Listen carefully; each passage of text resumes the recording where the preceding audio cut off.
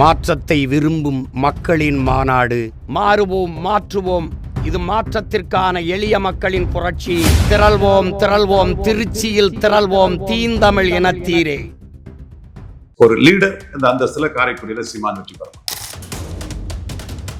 நம்பகத்தன்மையான உறுதியான லீடர், நோட்டுக்கு சீட்டுக்கும் வில போகல, இவரை சட்டமன்றத்துக்கு அனுப்புறது நம்ம கடமை, ஒரு தலைவரை நம்ம தொகுதியிலிருந்து தேர்ந்தெடுப்போங்கிற அடிப்படையில அந்த வெற்றியை கொடுப்பாங்க. வியாபார கூட்டணி, கொள்கையற்ற கூட்டணி, சந்தர்ப்பவாத கூட்டணி, சுயநல கூட்டணி, இப்படி கூட்டணி அரசியல் பண்ணும்போது தனிச்சு ஒருத்தர் நிற்கிறாரு, லீடரா நிற்கிறாரு, இவரை வெற்றி பெற செய்வோன்னு காரைக்குடியில் மட்டுமல்ல, தென்காசி, நாங்குநேரி, ஸ்ரீவைகுண்டம் போன்ற பல தொகுதிகளிலையும் அவருடைய மற்ற வேட்பாளர்களையும் மக்கள் வெற்றி பெற வைக்கக்கூடிய அளவுக்கு ஒரு மாற்றம் தமிழ் மண்ணில் நிகழ்வதற்கு வாய்ப்பு உண்டு. எடப்பாடி பிரதமர் கேண்டிடேட் இல்லாம களங்கண்ட போது, சீமானும் பிரதமர் வேட்பாளர் இல்லாம களங்கண்ட போது, எடப்பாடியோட 7 வேட்பாளர்களை விட சீமானுக்கு 10 வேட்பாளர்கள் 30,000 ஓட்டு தென் மண்டலத்துல அதிகம் பெற்றிருக்காங்க. இப்ப அதிமுக கூட்டணி ஒர்க் அவுட் ஆகாம என்டிஏ ஓட்டுகள் எடப்பாடிக்கு எதிர் ஓட்டுகள் என்பதனால தென் மாவட்டத்துல சீமானுக்கு பல தொகுதிகளில் இன்னும் மிகப்பெரிய ஒரு பாய்ச்சல் இருக்கிறதுக்கு வாய்ப்பு இருக்குது. காரைக்குடிங்கிறது செட்டியார்கள், வல்லம்பர்கள், கள்ளர்கள், அகமுடையார்கள், தேவேந்திர வேளாளர்கள்னு பலதரப்பட்ட மக்கள் வாழ்றாங்க. எந்த மக்களும் ஒரு அதிபெரும்பான்மை இல்லாம பட்ட ஒரு தொகுதி காரைக்குடி தொகுதி. அனைத்து பெரும்பான்மை, சிறுபான்மை, சிறிய எண்ணிக்கை ஜாதிகள், அனைத்து சமூக தலைவர்கள் ஆதரவை பெற்று வெற்றி பெற முடியும்னு அவர் கருதுறாரு. ஃபைட்டு திமுகவுக்கும் சீமானுக்கு தான் இருக்குமே தவிர அங்க எடப்பாடி பழனிசாமி மக்களால் ஏற்றுக்கொள்ளப்பட முடியாத ஒரு தலைவராகத்தான் தென் மாவட்டத்தில் இருப்பாரு. அதோட ரேகை 2024 தெள்ள தெளிவா தெரிஞ்சது. அரசியல் பேரவை நேயர்களுக்கு வணக்கம். நான் உங்கள் பிருந்தா சங்கர். இன்று நம்மோடு சிறப்பு விருந்தினராக இணைந்திருப்பது மூத்த அரசியல் திறனாய்வாளர் ரவீந்திரன் துரைசாமி அவர்கள். வணக்கம் சார். வணக்கம் பிருந்தா. எப்படி இருக்கீங்க? நல்லா இருக்கணுமா? நல்லா இருக்கிறியா? நல்லா இருக்கேன் சார். இப்போ சீமான் அவர்கள் காரைக்குடியில நிக்கிறது அப்படின்னு கிட்டத்தட்ட 99% கன்ஃபார்ம் ஆயிருக்கு அப்படின்னு சொல்றாங்க. ஆனாலும் அதிகாரப்பூர்வமான அறிவிப்பு இன்னும் வெளியாகல அப்படின்னு சொல்றாங்க. இப்போ சீமான் அவர்களுக்கு அங்க எந்த அளவுக்கு வாக்கு சதவீதம் இருக்குதுன்னு நீங்க நினைக்கிறீங்க சார்? சீமான் ஒரு லீடருங்கிற அடிப்படையில மக்கள் அங்கீகரிச்சு அவரை வெற்றி பெற செய்ய வாய்ப்பு உண்டு. இதுவரை 4 முறை அவர் தனிச்சு நின்னாரு. திருவெற்றியூர்ல அவரு 3வது இடம் தான் வருவார் நான் சொன்னேன். அப்பவே அவங்க நாம் தமிழர் தம்பிகள்லாம் என் மேல கோவப்பட்டாங்க. ஃபைட்டு திமுக அதிமுக தான் இருக்கும். திருவொற்றியூரை பொறுத்தவரை சீமான் 3வது இடம் தான் சொன்னேன். அதே வேளையில் 8 விழுக்காடு வாக்கு வருவாருங்கிறதே நான் சொல்லியிருந்தேன். இப்போ காரைக்குடியை பொறுத்தளவுல 5வது முறை தனிச்சு நிற்கும் போது ஒரு லீடர் இமேஜ் சீமானுக்கு பெரிய அளவுல விழுந்துரும். நம்பகத்தன்மையான உறுதியான லீடர், இவர் நோட்டுக்கு சீட்டுக்கும் வில போகல, இவரை சட்டமன்றத்துக்கு அனுப்புறது நம்ம கடமை, ஒரு தலைவரை நம்ம தொகுதியிலிருந்து தேர்ந்தெடுப்போங்கிற அடிப்படையில மக்கள் சீமான காரைக்குடியில வெற்றி பெற செய்வதற்கான வாய்ப்புகள் அதிகம்னு பார்க்கிறேன். லீடரா மக்களை அவங்க அங்கீகரிச்சு அந்த வெற்றியை கொடுப்பாங்க.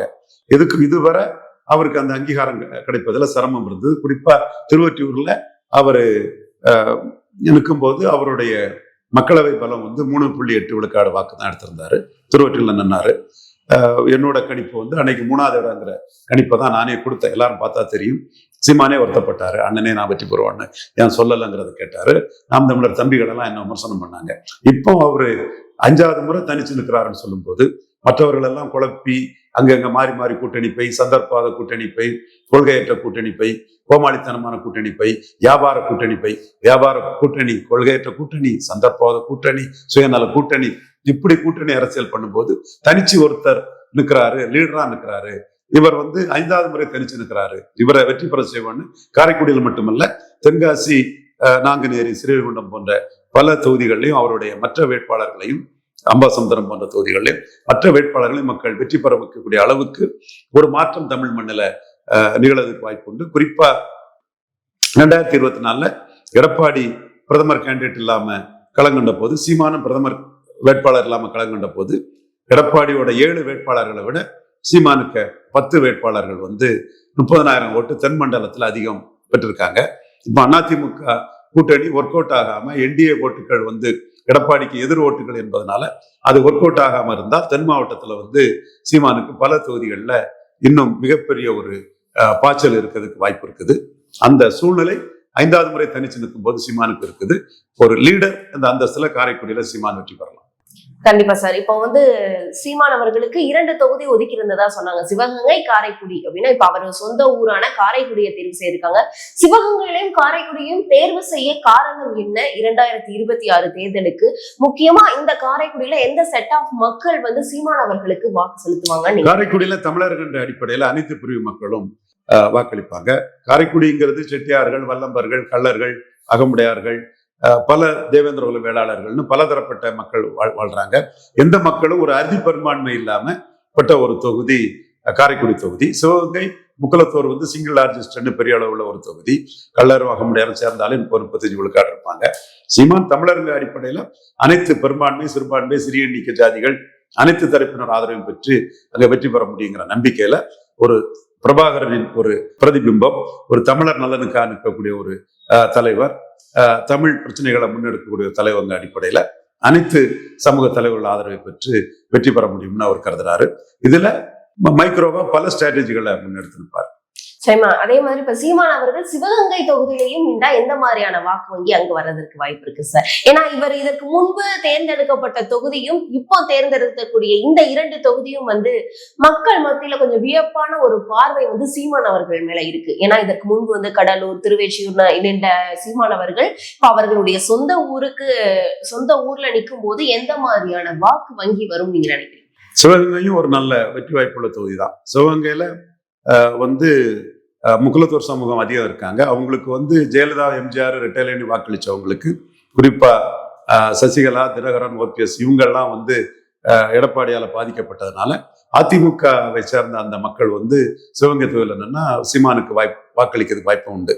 இன்னும் சொல்ல போனா தமிழக அளவிலே ஜெயலலிதா இருக்கும்போது 1 விழுக்காடு இருந்த சீமான் இன்னைக்கு 8.22 விழுக்காடு வாக்கு வந்திருக்காருன்னா எடப்பாடி பழனிசாமியை பலகீனப்படுத்தி தான் சீமான் இந்த வளர்ச்சியை அடைஞ்சிருக்கிறாரு.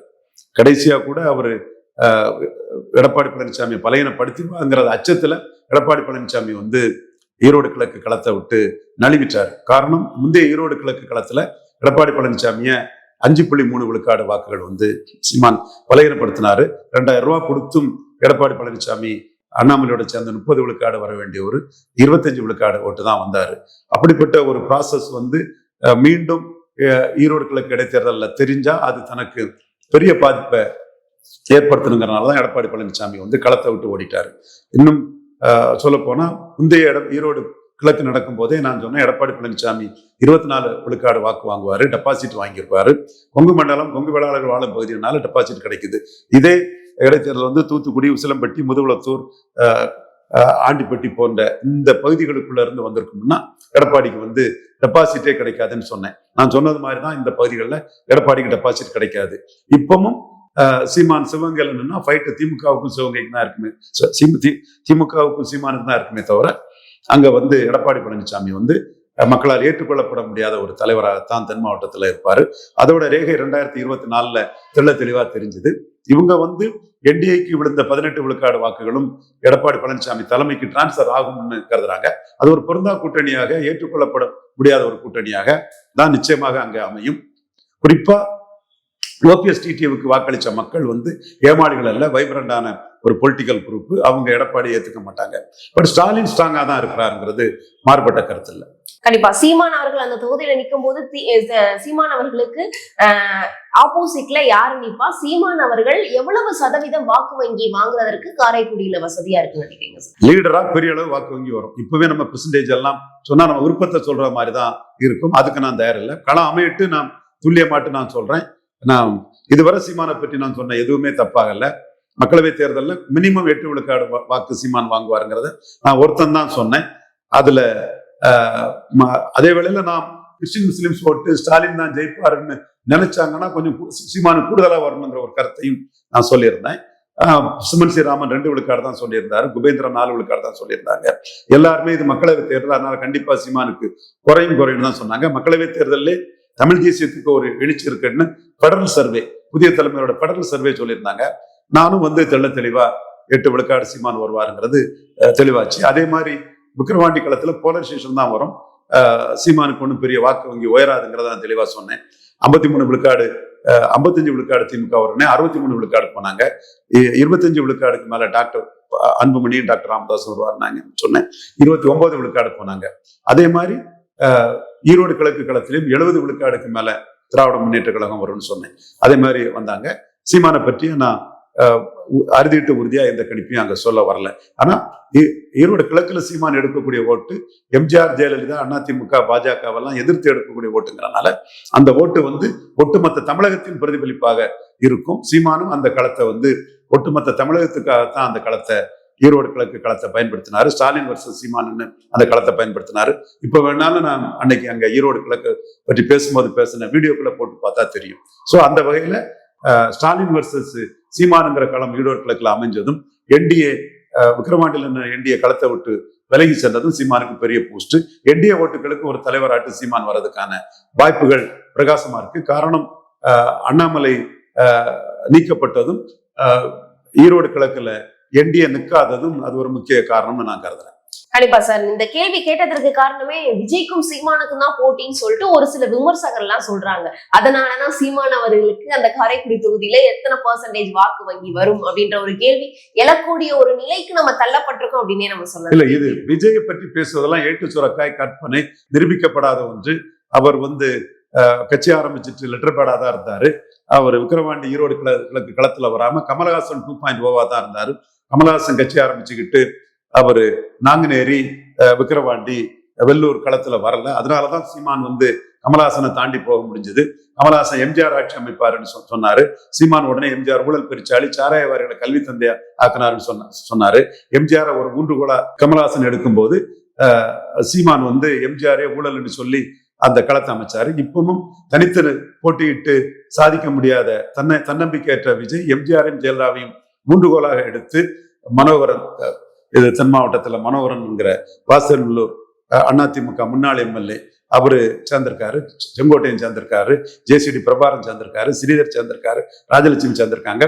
இப்படி அவர் கட்சியை அதிமுக முதியோர் கூடாரமாக, அதிமுக அதிருப்தியாளர்களின் கூடாரமாக ஆகி செங்கோட்டையனை முன்னிறுத்தி, ஜேசிடி பிரபாரனை முன்னிறுத்தி, எம்ஜிஆர் ஜெயலலிதா முன்னிறுத்தி அவர் ஒரு களம் காணுகிறார் என்றால், அவர் சொந்த காலில் நிற்க முடியாமல் எம்ஜிஆர் ஜெயலலிதா புகழ் வெளிச்சத்துக்குள்ள நுழைகிறாரு.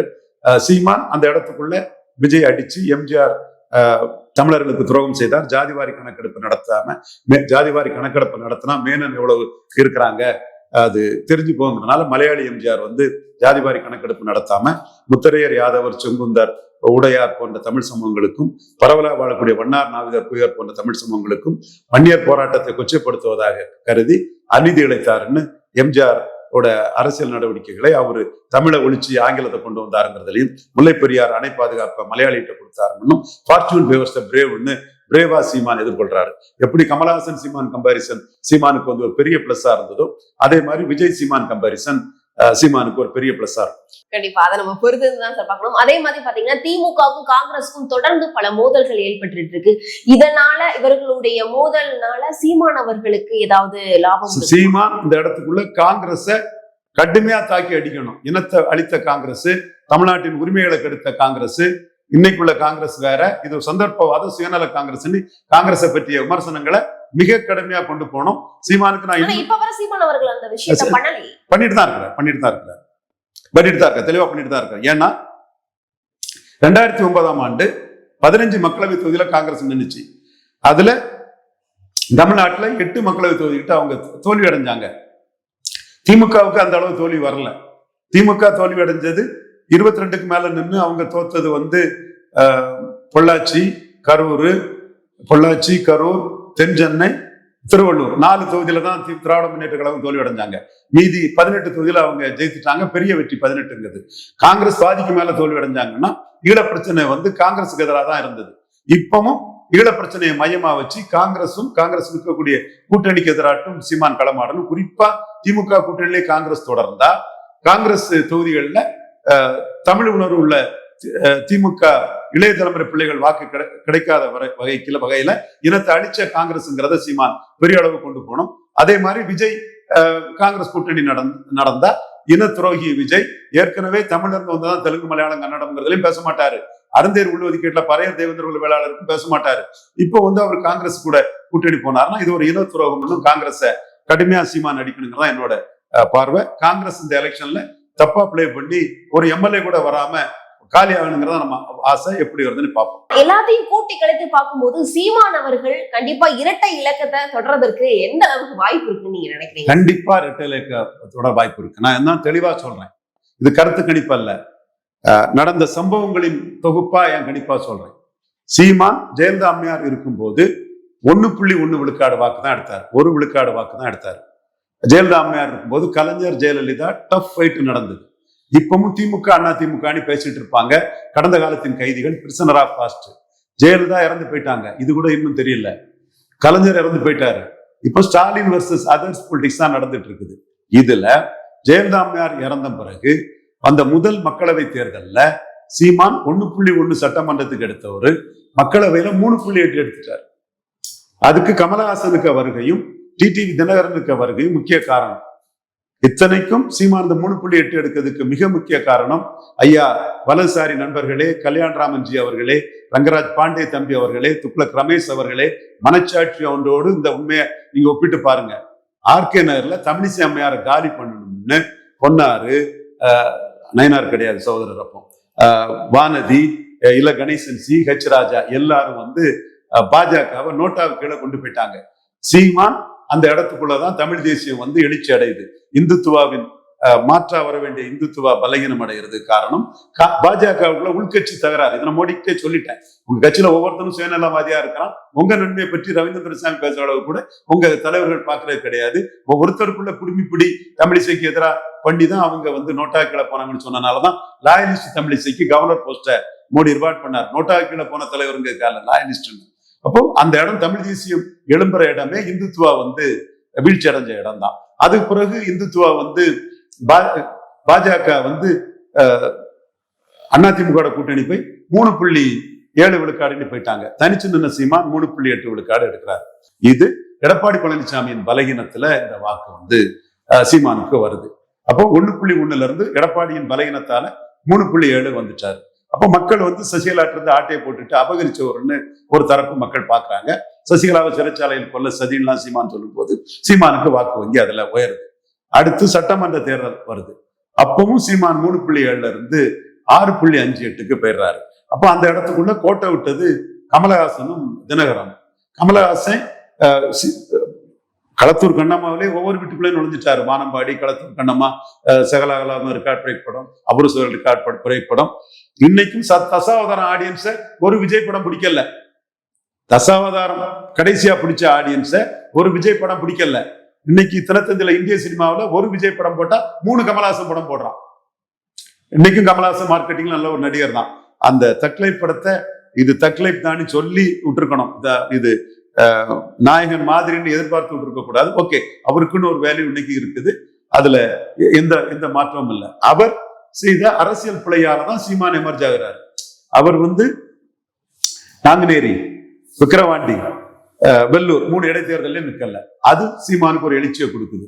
அதே மாதிரி தினகரன், அவர் ஆர்கே நகர் வெற்றி வீரர், ரெட்டேலையும் உதயசூரன் குக்கர்ல போட்டு அவிச்ச பெரிய ஹீரோ. அவர் வந்து நாங்குநேரி நின்னா ஓட்டு கிடைச்சிருக்கும். மஞ்சாங்குளம், மருகால்குறிச்சி, பூலம் இங்கெல்லாம் நல்ல ஓட்டு வந்திருக்கும். 10 விழுக்காடு ஓட்டுக்கு மேல கண்டிப்பா வந்திருக்கும். அவர் நிக்கல. அடுத்து வெள்ளூர்ல நிக்கல, விக்கிரவாண்டில நிக்கல. அது சீமான் நின்னாரு. சீமான் வந்து எமர்ஜ் ஆகி வந்துட்டார். அடுத்த கட்ட எமர்ஜென்சிங்கிறது எடப்பாடி வர்சஸ் சீமான் தான். 2 பேருக்குமே பிரைம் மினிஸ்டர் கேண்டிடேட் கிடையாது. அதிமுக ஆட்சிக்கு வந்த புதுச்சேரியில எடப்பாடியை கீழே தள்ளிட்டாரு, ரெட்டலை கீழே தள்ளிட்டாரு. கன்னியாகுமரியில ரெட்டலை கீழே தள்ளிட்டாரு. விளவங்கோட்டுல ரெட்டலை கீழே தள்ளிட்டாரு. தென் மாவட்டத்துல எடப்பாடி 7 மக்களவை தொகுதியில வேட்பாளர் நிறுத்தி எடுத்த வாக்கை விட 10 மக்களவை தொகுதியில சீமான் வேட்பாளர் நிறுத்தி 30,000 ஓட்டு அதிகம் பெற்றுட்டாரு. அப்ப இந்த 8.22ங்கிறது எடப்பாடியை பலகீனப்படுத்தி தான் ஒவ்வொரு தேர்தலில் சீமான் உயர்ந்துட்டு இருக்கிறார். மீண்டும் எடப்பாடி பழனிசாமி சீமான் எப்படி பலகீனப்படுத்துவாருன்னா, இதை சர்வே எடுக்கக்கூடிய துக்ளக் தயா சர்வேக்கு முன்ன பேட்டியில சொல்லணும், ரங்கராஜ் பாண்டே சொல்லணும், துக்ளக் ரமேஷ் சொல்லணும், கிஷோர் கே சாமி சொல்லணும். நான் தரவுகளோட தான் சொல்றேன். சீமான் இன்னைக்கும் அதைத்தான் சொல்றாரு. எடப்பாடி பழனிசாமி நிலைப்பாட்டை மாறிட்டாரு. எப்படி விக்கிரவாண்டி, நாங்குநேரி, வெள்ளூர்ல கமலஹாசன் தினகரன் கண்டஸ்ட் பண்ணாதனால சீமான் உயர்ந்தாரோ, அதே மாதிரி ஈரோடு கிழக்குலையும் விக்கிரவாண்டியிலும் எடப்பாடி பழனிசாமி கண்டஸ்ட் பண்ணாதனால சீமானுக்கு வாக்கு வங்கி உயரும். அதுல ஈரோடு கிழக்குல நின்று இருந்தா சீமானுக்கு வளர்ச்சி வேகமும் எடப்பாடிக்கு வீழ்ச்சியும் தெள்ள தெளிவா கொங்கு பெல்ட்டிலே தெரியும். அது முக்குலத்தோர் பெல்ட் வன்னியர் பெல்ட்டுக்குள்ள பாதிக்குங்கிறனால எடப்பாடி களத்தை விட்டு ஓடி போயிட்டாரு. டாப் ஆஃப் தி ஆல் விக்கிரவாண்டியில என்டிஏ கேண்டிடேட்டே அண்ணாமலை அனௌன்ஸ் பண்ணி 29 விழுக்காடு வாக்கு எடுத்த சூழ்நிலையில ஈரோடு கிழக்குல அண்ணாமலைக்கு மேல உள்ள தமிழிசை, நயினாறு, சிபி ராதாகிருஷ்ணன், அப்போ உள்ள சிபி ராதாகிருஷ்ணன் இப்ப வைஸ் பிரசிடண்ட் ஆயிட்டாரு. அப்போ அண்ணாமலை மேல இதா தான் இருந்தாரு. சிபி ராதாகிருஷ்ணன், எல் முருகன் அவ்வளவு தலையிட மாட்டாரு, விட்டுலாம் அவரை. தமிழிசை அம்மையார், பல தலைவர்கள் வந்து அண்ணாமலை நின்று சாதிச்சிடக்கூடாதுங்கிற ஒரு போட்டி பொறாமையில பாஜக உள்கட்சி குழப்பத்துல அந்த களம் பெரியார் மண்ணா பெரியாரே மண்ணா ஸ்டாலின் வர்சஸ் சீமான்னு களம் அமைஞ்சிட்டு அதுல சீமான் 16 விழுக்காடு வாக்கு எடுத்தாரு. நான் தெளிவா சொல்லியிருப்பேன், இந்த 16 விழுக்காடு வாக்குங்கிறது எடுக்கிற வாக்குங்கிறது ஒட்டுமொத்த தமிழகத்துக்கும் பொருந்தும். ஆடிட்டர் துக்ளக் குருமூர்த்தியும் அதை ஆனஸ்டா சொல்றாரு, ஒட்டுமொத்த தமிழகத்துக்கும் பொருந்தும். துக்ளக் குருமூர்த்தியோட ஆனஸ்டியை நான் பாராட்டுறேன். அப்பவே அது இந்த பேட்டியில ஹரிஹரன் பேட்டியில துக்ளக் குருமூர்த்தி ஆனஸ்டா அதை சொன்னாரு. சோ ஒட்டுமொத்த தமிழகத்துக்கும் பொருந்தக்கூடிய அளவுக்கு ஒரு இடைத்தேர்தலே 16 எடுத்துட்டாருன்னா நிச்சயமா 15 to 20 விழுக்காடு வாக்குகள் வந்து சீமான் கண்டிப்பா எடுப்பாரு. இன்னும் சமூக ரீதியா தான் சொல்லணும்னா என்டிஏக்கு விழுந்த முக்குலத்தோர்கள் வந்து எடப்பாடியை ஏத்துக்கிட மாட்டாங்க. சசிகலா, தினகரன், ஓபிஎஸ் 10.5 இதுல ஏத்துக்க மாட்டாங்க. அந்த வாக்குகளை வந்து சீமான் குறி வைக்கிறாரு. என்டிஏக்கு விழுந்த நாடார் வாக்குகள் வந்து மோடி பிரதமர் இழந்த வாக்குகள், அண்ணாமலை தலைவராக ஏற்றுக்கிட்ட வாக்குகள், அவங்க எடப்பாடி ஏற்றுக்கிறது உள்ள வாய்ப்புகள் குறைவு. அந்த வாக்குகளை சீமான் குறி வச்சு வராரு. என்டிஏக்கு விழுந்த பிராமணர் வாக்குகள் வந்து எடப்பாடி தலைமையை ஏத்துக்க மாட்டாங்க. அப்போ அந்த வாக்குகளை 6 பிராமணர் கேண்டிடேட்டை போட்டு பாரதியாருக்கு பாரதத்தை கேட்டு பெரியார் மண்ணல்ல பெரியார் மண்ணுன்னு சொல்லி பெரியாரே மண்ணுன்னு சொல்லி பாரதியார், தென் பூவி சாமிநாத ஐயர், வைத்தியநாத ஐயர், தென் சீனிவாச சாஸ்திரிகள், இப்படி ராமானுஜர், இப்படி மதத்தில் புரட்சி செய்த மாமனிதர் ராமானுஜர்னு சீமான் வந்து பிராமணர் ஐக்கான்களை சமநீதிக்காகவும் மத பாகுபாடுகளை களைவதற்கும் பாடுபட்ட பிராமண ஐக்கான்களை முன்னிறுத்தி அவரு 26ல களமாடும் போது மோடி பிரதமர் விழுந்த பிராமணர்கள் ஓட்டுல பெரும்பகுதி சீமானுக்கு வர வாய்ப்பு இருக்கு. சோ இன்னும் ஒரு முறை எடப்பாடி பழனிசாமியை பலகீனப்படுத்தி சீமான் வந்து வாக்கு வங்கி உயர்றாரு. இதை தாண்டி ஸ்டாலினுக்கு எதிர்ப்பு ஓட்டு 2019 இருந்து 24 சீமானுக்கு வந்த மாதிரி அதுலயும் ஒரு பகுதி வர்றதுக்கு வாய்ப்பு இருக்குது. இது சீமானுக்குள்ள வாய்ப்புகள். இதுல விஜய் வர்றதுனால எல்லாருக்கும் பாதிப்பு வரும். திமுகவுக்கு, அதிமுகவுக்கு, என்டிஏக்கு, சுயேட்சைகளுக்கு, நோட்டாவுக்கு எல்லாத்துக்கும் பாதிப்பு வரலாம். அது எந்த அளவுங்கிற தேர்தல் முடிவுல தெரியும். சீமானுக்கும் அதுல பாதிப்பு வராதுன்னு நான் சொல்ல வரல. எல்லாருக்கும் வர்ற மாதிரி சீமானுக்கும் 5 தரப்புக்கு வர்ற மாதிரி சீமானுக்கும் விஜயால பாதிப்பு வரும். ஆனா விஜய் கம்பேரிசன்ல சீமான் கமல்ஹாசன் கம்பேரிசன்ல எழும்பின மாதிரி விஜய் பார்ட் டைம் பொலிட்டீஷியன், சீமான் ஃபுல் டைம் பொலிட்டீஷியன். விஜய் 214 நிக்கிறதே சந்தர்ப்ப நிந்தர்ப்பத்துல அவர் வழி இல்லாம நிற்கிறாரு. சீமான் கொள்கை முடிவுல 214 நிற்கிறாரு. விஜய் பகுதி நேர அரசியல்வாதி, மேனாமணிக்கு அரசியல்வாதிங்கனால இடைத்தேர்தல நிற்க மாட்டாரு. சீமான் இடைத்தேர்தல்ல மக்களை நம்பி நிற்பாரு. இந்த டிஃபரன்ஸ் எல்லாம் விஜய் சீமான் கம்பாரிசன் வந்து சீமானுக்கு பெரிய உயர்வை கொடுக்கும். தமிழ்ல இருந்து பிறந்ததான் தெலுங்கு, மலையாளம், கன்னடங்கிறது சீமான் தான் சொல்லுவாரு. விஜய் சொல்லிட மாட்டாரு. என்னையே ரேடு வந்தாலும் மத்திய அரசை எதிர்த்து நிற்பாரு சீமான். ஜனநாயக படத்தை அடிச்சு தூக்கி வீசனம் போறதும் அது ஆடு திருடு போகல, ஆடு திருடு போற மாதிரி கனவு கண்டேன். யாருங்க சொன்னா படம் ரிலீஸ் ஆகலன்னு? கேரளாவெல்லாம் ரிலீஸ் ஆகி பராசக்தியோட அதிக வசூல் வந்திருக்குங்க, என்னங்க சொல்றீங்கன்னு ஒரு கோழைத்தனமான ஒரு அரசியல்வாதியாட்டு ஜனநாயக படத்திலோட பாதிப்பை கூட எடுத்து பேச முடியாதவரா இருக்காருங்கும் போதும் என்னைய ரைடு வரும்போது அதை எதிர்த்து துணிச்சாலா நின்னாரு. சிம்பல்ல வரக்கூடிய பிரச்சனைகளையும் சீமான் துணிச்சு நிற்கிறாருங்க போது பாசிட்டிவ் ஃபேவர்ஸ் பிரேவ்னு ஒரு பிரேவான லீடராட்டு சீமான் களத்தில் நிற்கிறது. விஜய் சீமான் கம்பாரிசன் பிரேவான லீடர் சீமானுங்கிறது, சீமானுக்கு வந்து உறுதியான தலைவர் சீமானுங்கிறது, கொள்கை பிடிப்புள்ள தலைவர் சீமானுங்கிறது. சீமானுக்கு கமல் சீமான் கம்பாரிசன் சீமான லிப் பண்ண மாதிரி இதுவும் லிப் பண்ணும். தேர்தல் முடிவுகள் இதை உணர்த்தும். கண்டிப்பா சார், நீங்க சொல்ற விஷயங்கள்லாம் தொடர்ந்து எப்படி பிரதிபலிக்குது அப்படின்னு 2026 சட்டமன்ற தேர்தலுக்கு பின்புதான் நமக்கு தெரியும். அரசியல் ரீதியா இருக்கக்கூடிய பல்வேறு விவரங்களை எங்களோட பகிர்ந்தமைக்கு நன்றி. நன்றி பிருந்தா.